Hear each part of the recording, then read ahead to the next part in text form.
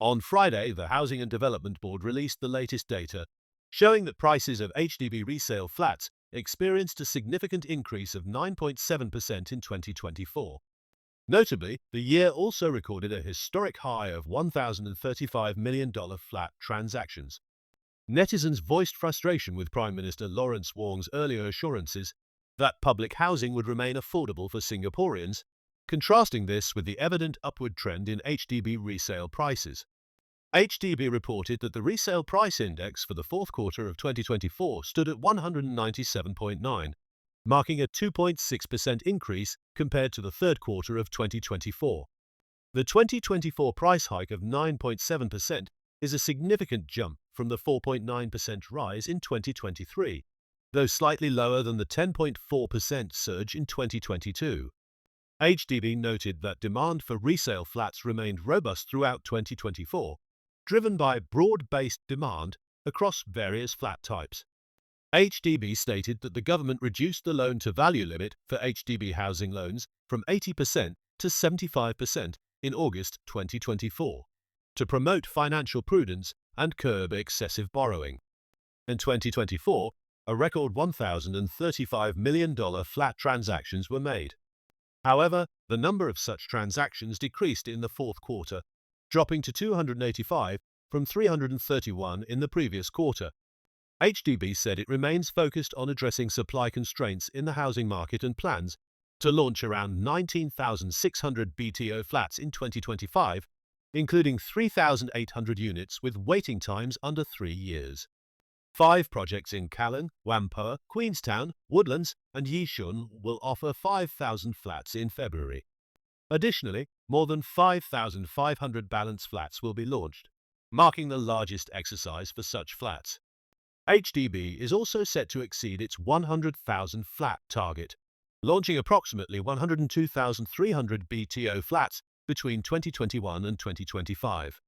Netizens on platforms like CNA, The Straits Times, The Business Times Facebook, and Reddit expressed concerns about the government's assurances on HDB affordability. Many pointed out contradictions between the government's statements, particularly from Lawrence Wong, and the reality faced by buyers.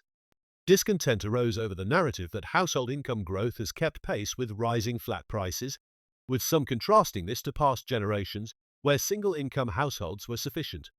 During a student dialogue on 21 January 2025, Wong asserted that BTO prices are set relative to household incomes, with affordability ensured by substantial government subsidies. However, this was contradicted by HDB's stance, which states that BTO prices are based on the market value of comparable resale flats in the area, factoring in location, flat attributes, and market conditions, before applying a market discount to ensure affordability. A Redditor worried about the significant price increase for 4- and 5-room flats after the minimum occupation period. The comment noted that the true market value for these flats is much higher than the original price, questioning whether wealth transfer is an intended feature of the BTO system. The user argued that increasing supply is not feasible due to land scarcity, and reducing the price gap through increased subsidies could worsen the problem. The user suggested that without drastic reforms, such as a controlled market, the HDB market will continue to struggle, with prices rising and making it harder for people to afford homes. Comments on Reddit pointed out that despite stagnant wages, housing costs have increased significantly in 2024. Some netizens compared the affordability of HDB flats in the past, noting that it took fewer years of a fresh graduate's salary to pay off a flat. Others questioned whether median incomes had risen at the same rate as housing prices, pointing out the steep increase in housing costs since 2020. A netizen expressed frustration over the difficulty of finding a suitable home after their family expanded, noting that the high prices make it unlikely they could afford a property at their age. Another comment expressed frustration, pointing out that despite clearing land and building more flats and condos amid a declining birth rate, the housing issue remains unresolved. The comment called for changes to housing or population policies to address the problem. Another Redditor criticized the current housing system, arguing that younger buyers are burdened with higher prices to support the rising values of older properties, while the government is forced to increase subsidies to keep the system from collapsing.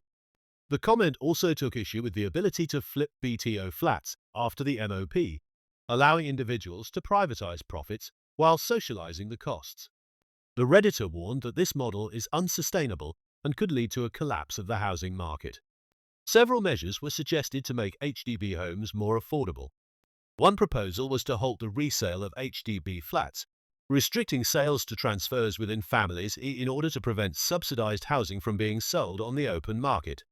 Another suggestion was to limit the resale of newer flats to HDB at a specified price and to restrict older flats to citizens only, excluding permanent residents. These proposals aim to curb the profitability of the housing market and ensure affordable housing for Singaporeans.